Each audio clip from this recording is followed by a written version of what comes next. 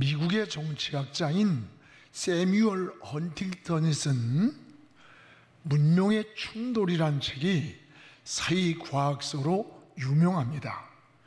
세계에서 문명과 문명의 충돌은 세계 평화의 가장 큰 위협이라고 했습니다. 이 냉전 체제에는 정치적 이념이 충돌이었다면 지금은 문명과 문명의 충돌이라는 겁니다. 그래서 문명의 바탕을 둔 국제 질서만이 이러한 충돌을 막는 방어 수단이라고 했어요. 그러나 지금도 지구상에는 정치, 경제, 문화, 종교가 끊임없이 충돌하고 있습니다. 국가 간의 충돌, 정치적인 충돌, 또는 군사적 충돌, 이념적 충돌, 종교 간의 충돌, 영토의 충돌, 문명의 충돌은 끊이지 않습니다. 여러분, 기업도 마찬가지예요. 기업 윤리와 생명 윤리가 충돌을 합니다. 정치도 보수와 진보가 충돌을 합니다. 종교도 이슬람과 기독교가 세계 곳곳에서 충돌하고 있습니다. 보이는 세계만 그런 것이 아닙니다.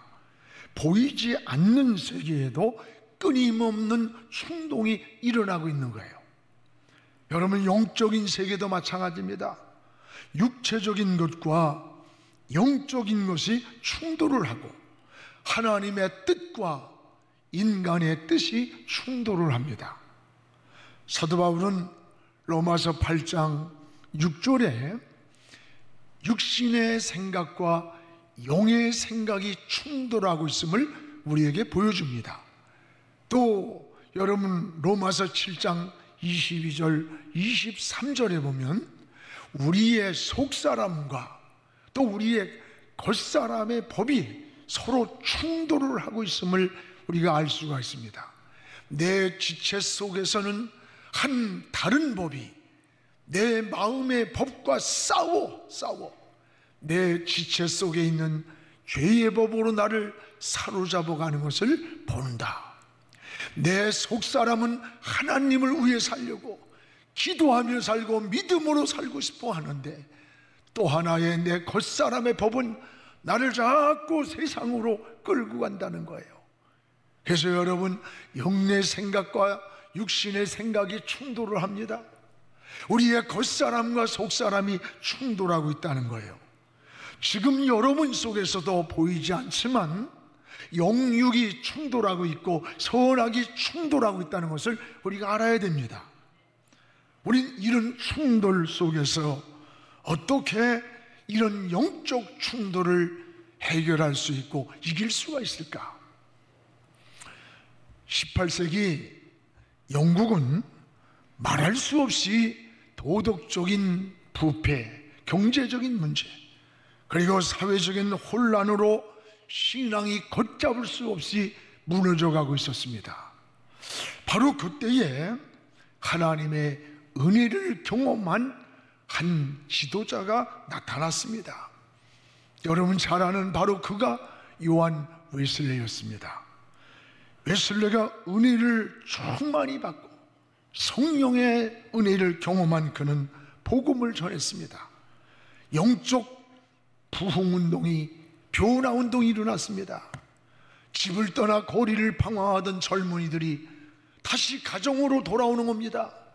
희망을 잃고 절망에 빠졌던 사람들이, 술집에 주저앉아 있던 사람들이 일어나 술집 문이 닫게 되었습니다.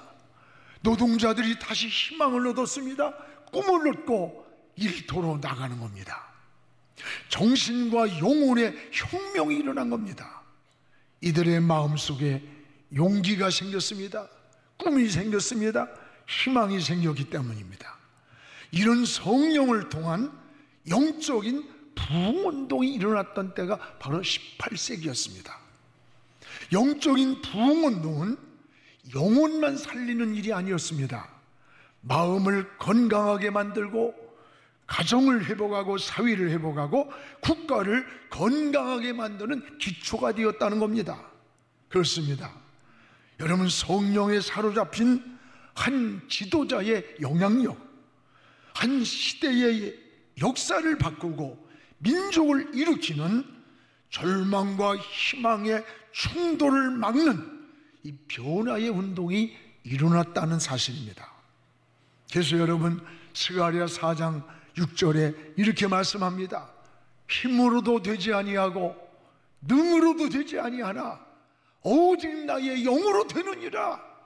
그렇습니다. 이 나의 영, 이 영이란 말이 히브리어로 여러분 루아흐래요. 이건 하나님의 영이라는 거예요. 즉 성령을 의미하는 겁니다. 사랑하는 여러분, 성도의 삶은 날마다 성령의 인도함, 성령의 도움을 구해야 됩니다.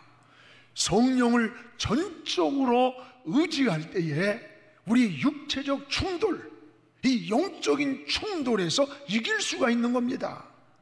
스펄전은 목회도 성령의 도움이 없이는 할 수가 없다는 거예요. 성령의 도움 없이 하는 것은 자신에게는 욕이 되고 그리고 불행이 된다고 했어요. 맞습니다. 저는 때로는 하나님의 일을 하면서 사명이 아니라 마치 노동자가 억지로 마지못해서 주님의 사역을 하는 그런 모습을 보고 안타까워요.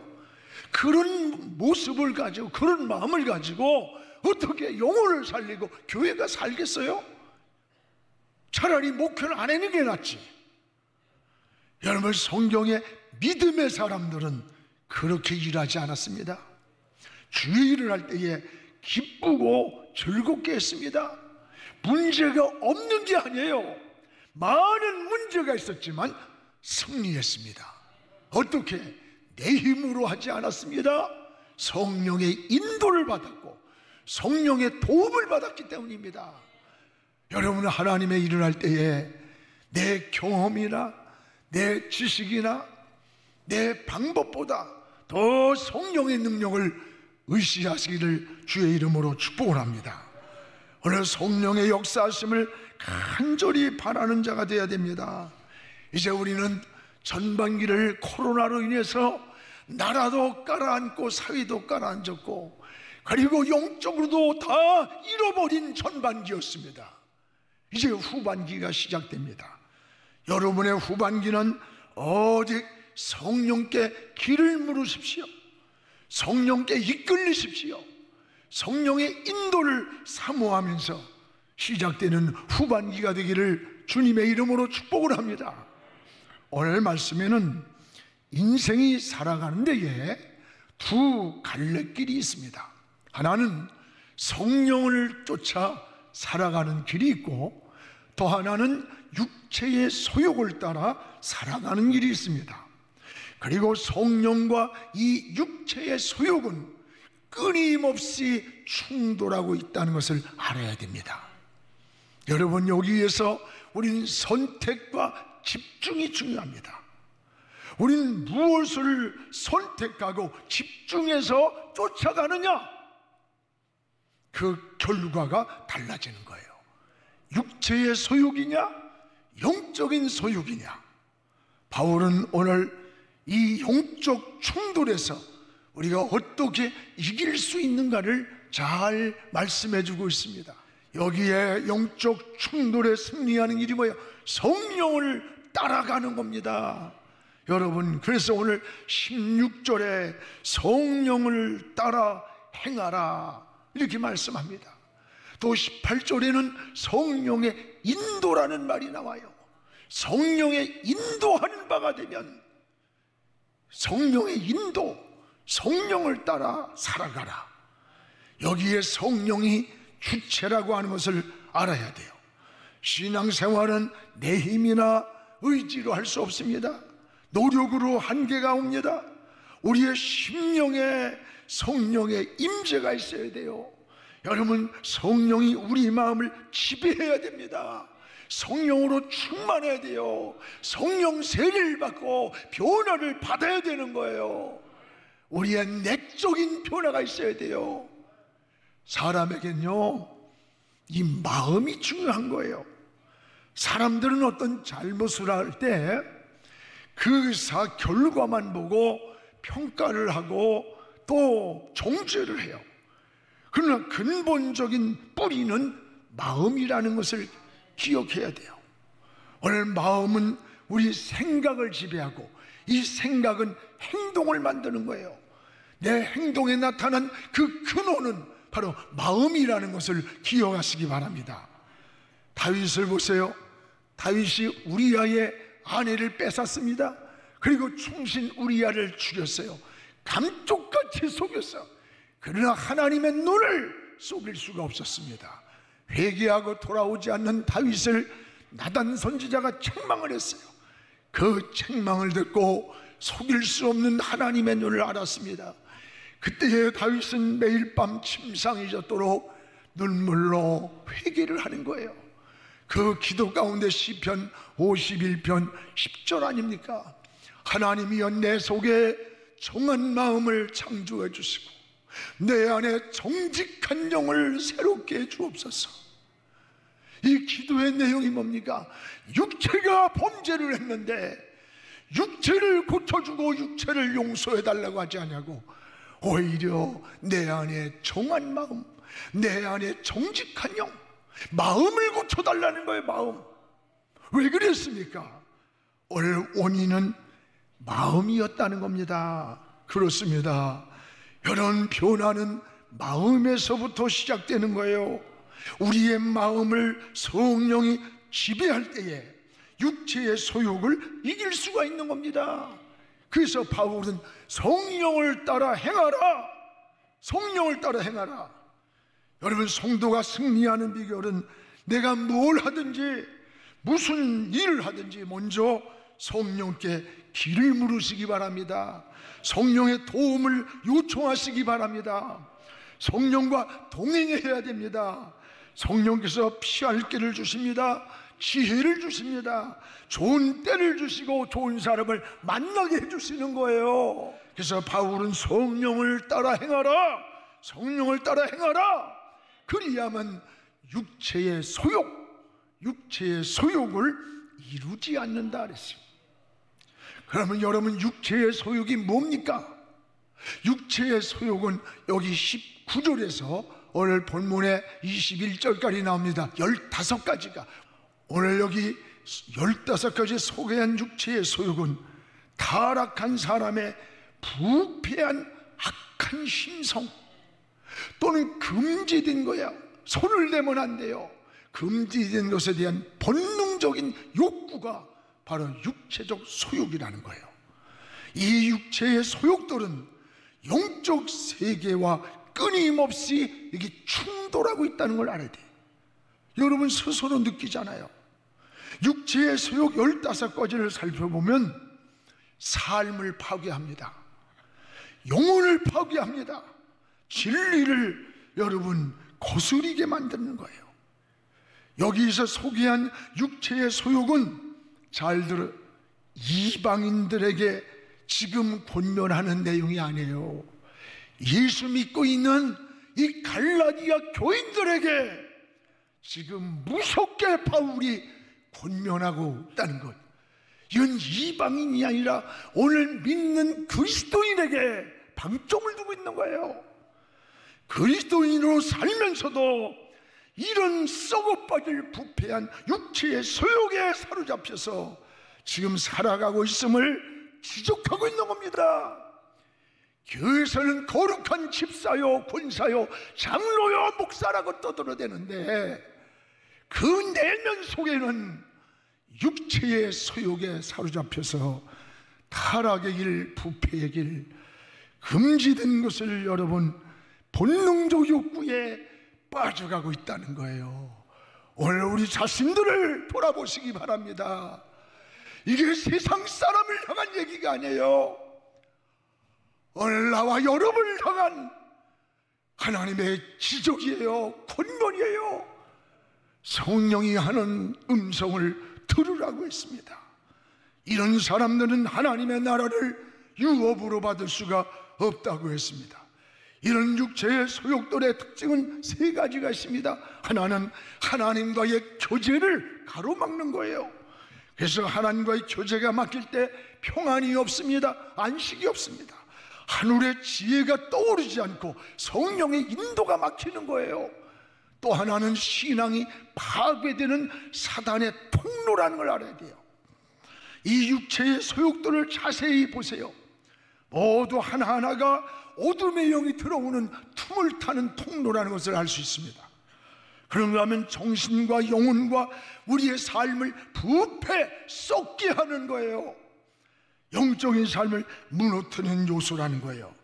오늘 말씀에 이래서 이 육체의 소욕을 버리라, 버리라, 버리라는 거예요. 여러분, 쓰레기처럼 버리라는 거예요. 뿐만 아니라 성령의 인도를 받아야 되고, 성령의 인도를 사모하고 성령의 인도를 따라가라는 겁니다. 성령을 쫓아갈 때에 육체의 소욕을 이길 힘을 얻게 되는 겁니다.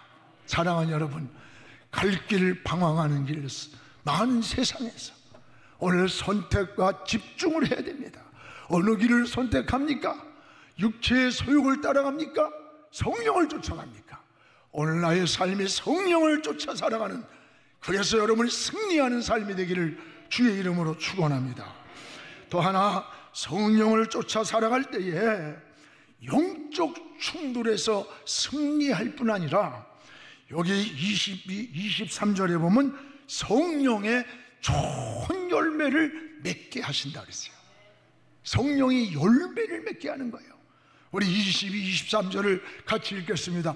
어제 성령의 열매는 사랑과 희락과 화평과 오래 참음과 자비와 양선과 충성과 온유와 절제니 이 같은 것을 금지할 법이 없느니라. 성령이 준 열매를 막을 것이 없다. 오늘 성령 안에서 이런 열매들이 풍성하게 맺어지는 거예요. 사랑하는 여러분, 구원받은 이후의 삶, 은혜 받은 이후에 우리의 삶을 어떻게 사는 겁니까? 어떻게 살아야 하는 겁니까? 여러분, 바로 성령의 열매를 맺으며 사는 거예요. 은혜 받은 이후의 우리 모습은, 성령 받은 이후의 모습, 구원 받은 이후의 우리 삶은 이 성령의 열매를 맺으며 살아야 돼요. 신앙은 열매가 좋아야 됩니다. 아무리 나무가 좋다고 해도 열매가 좋지 아니하면 그 좋은 나무라고 평가를 안 하는 거예요. 여러분, 예수님도 열매를 보아서 그 나무의 질을 알 수 있다는 거예요. 오늘 좋은 나무에서 좋은 열매가 맺어지는 것이에요. 성령은 인간이 살아가는 데에 좋은 열매를 맺게 하는 거예요. 그래서 은혜 받은 자의 삶은 열매를 보면 아는 겁니다. 은혜 받았다 어쩌고 떠들어대는데 그 열매는 세상 열매, 죄악의 열매, 육체의 소욕과 이런 것들로 엉켜 있어요. 그래서 은혜 받은 자의 삶의 열매를 보면 내적인 변화에서 나타난 열매를 오늘 사도 바울은 성령의 열매라 그랬고 9가지를 소개했잖아요. 하나는 뭐예요? 사랑의 열매입니다. 내가 도저히 사랑할 수 없는 사람, 용서할 수 없는 사람을 용서할 마음을 성령이 주시는 거예요. 여러분, 또 하나는 희락이라 해서 희락은 기쁨이란 말이에요. 근심과 절망하던 사람이 성령을 통해서 기쁨을 회복하는 거예요. 또 하나는 평화라 그랬어요. 하나님과의 평화, 인간과의 평화, 성령을 통해 평화를 만드는 사람이 되는 거예요. 여러분이 직장에서나 학교에서나 어느 모임 공동체든 여러분이 분쟁을 만들고 갈등을 만드는 사람이 되지 말고 이 평화를 만드는 사람 되기를 주의 이름으로 축원합니다. 또한 오래 참음이라 그랬어요. 여러분, 도저히 인내할 수 없는 환경, 고난의 환경에서도 하나님의 때를 기다립니다. 하나님의 뜻을 참고 기다리는 인내의 마음 성령이 주시는 거예요. 또 하나는 자비라 그랬어요. 자비는 자기중심적, 이기적으로 살던 인생이 성령을 통해서 긍휼을 베풀 줄 알고 남을 사랑할 줄 알고 그래서 구제자라고 불쌍한 사람 보면 뒤돌아봐서 다시 붙잡아주는 이거요, 이게 바로 자비의 성령의 열매입니다. 이거 그냥 인간의 마음으로 하는 건 동종이에요. 성령이 우리에게 주는 마음이라는 걸 알아야 돼. 또 양선이란 말은 선하고 착한 마음을 성령이 주는 거예요. 오늘 충성도, 신실한 사람, 믿을 만한 사람, 헌신의 삶, 이것도 성령께서 주는 마음이라는 거예요. 또 여기 온유란 말은 그리스도의 성품을 말해요. 하나님의 말씀에 순종하면서 온유하게 주님을 사랑하는 거, 섬기는 거, 이게 성령이 준 마음이라는 거예요. 오늘 여러분 또 하나는 절제라, 절제. 9번째는, 여러분 절제는 브레이크 장치와 같은 거예요. 브레이크가 파열됐다고 생각해 보세요. 오늘 우리 마음에 여러분 자제하는 마음, 절망이 찾아올 때 또는 분노가 찾아올 때 그것을 여러분 절제할 수 있는 마음, 이걸 절제하지 못해서 망가지는 사람들 많잖아요. 오늘 자신을 제어하고 절제하는 마음도 내 인내, 내 성품은 한계가 있어요. 여러분 성령이 주신 열매라는 겁니다. 여러분 이런 9가지 열매 가운데 나는 지금 몇 가지 열매가 맺고 있는가 돌아보시기 바랍니다. 그리고 몇 가지가 나에게 부족한가, 여러분 스스로 나는 인내가 부족해, 나는 절제가 부족해, 나는 사랑이 부족해, 나는 자비의 마음이 부족해. 내 부족한 게 무엇인지 하나님 앞에 기도하시기를 바랍니다.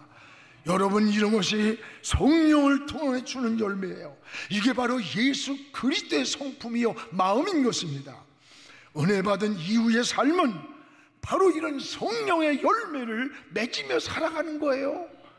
그래서 우리는 뭐예요? 생명 흘려보내는 영원 공동체 아닙니까? 여러분 흘려보내는 겁니다. 흘려보내는 거. 성령을 쫓아 살아가기를 기도하십시오.